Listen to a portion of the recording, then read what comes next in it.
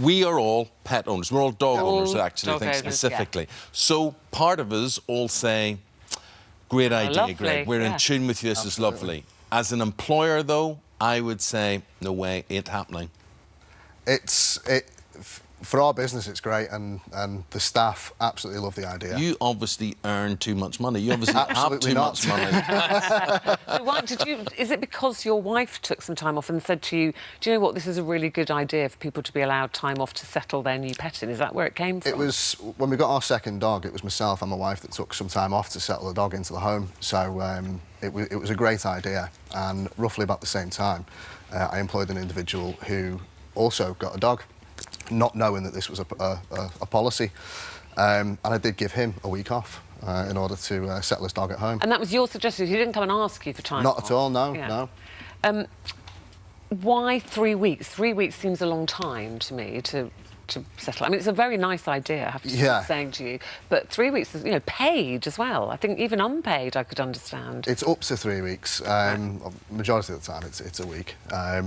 I think 3 weeks, the only time I'd probably let it go to 3 weeks is if let's say it was a rescue dog that does have problems. OK, I want to let Kelly Rose off the lead now.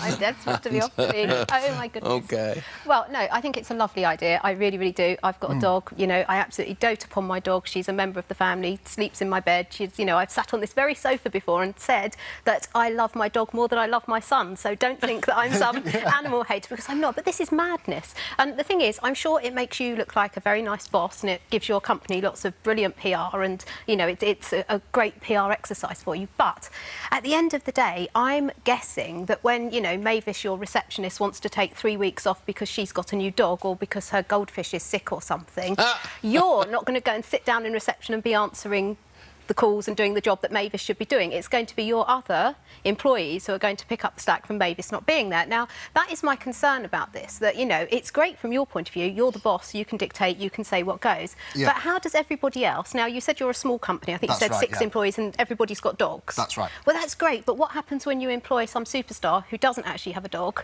and isn't actually, you know, entirely happy with the person at the next desk going off for 3 weeks, and then, you know, they come back and someone else is off for 3 weeks? There's an ethos within the company to be part of the brand or the way we all think. It's not just dogs; it's other things. You know, helping staff, being able to do multiple roles within the company. Do you think it helps morale then in your staff? Massively, yeah. One of the other things is just bring your dog to work. This is what I was going to ask. Wouldn't that be a better solution, that you have like puppy crash or something? It would. Unfortunately, not every business is lucky enough to have brilliant facilities like us. We have a small office. We do bring our dogs to work, but introducing a dog to a home, for instance, if it's a puppy, is so important to get them used to the environment. But a puppy isn't going to be used to its environment after 3 weeks. What happens after that 3 weeks? You know, bye-bye, doggy, I'm off to work now. I'll see you in 12 hours. It's kind of, it's not a long-term solution, is it? I mean, I very much feel that, you know, if you're committing to a dog, you perhaps, you know, should make sure you've got proper dog care in place if you're going to be out of the house for extended periods of time. What if you're committing to a bunny rabbit? Is that the same commitment? I think, well, I'm kind of animal mad, and I think any pet is a huge, huge commitment, and I don't think you're going to be getting any pet. I mean, if somebody said I'm getting a lizard and he's a bit nervous, can I take 3 weeks off? I've never seen a nervous lizard before, but, you know, it's always on a case-by-case basis. It's not just everybody can have 3 weeks off. Let's get dogs in every two weeks and have fun, you know. Well, look, folks, I must tell you this story, actually. Greg, OK, you'd think he practices what he preaches. He tries to, but he took time off for his dog, but then his wife was having a baby. What happened then? Unfortunately, I didn't take much time off. Why was that? It was at the time when we got our second dog, work was a bit easier going. When my baby was born, I was rushed off my feet. In fact, the morning he was born, I was in a meeting in the hospital at the other end to talk to a customer.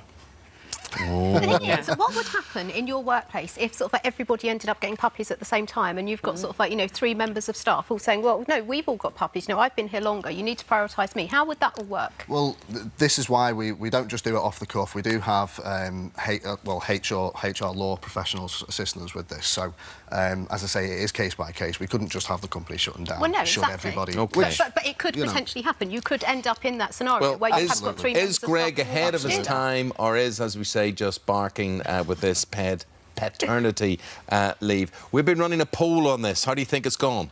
To be honest, I was sat in a networking meeting yesterday, the South Manchester Business Association, and over half of all the business owners put their hands up to say that they did support it. They did support it? Yeah. Well, they haven't been in touch with us today, those kind of people. 70% of people who got in touch with us today, of 2,000 people, said, no, do not be ridiculous about this, OK? So there you go. Greg, thank you very much indeed. It's certainly a talking point, and Kelly Rose, thank you very much indeed.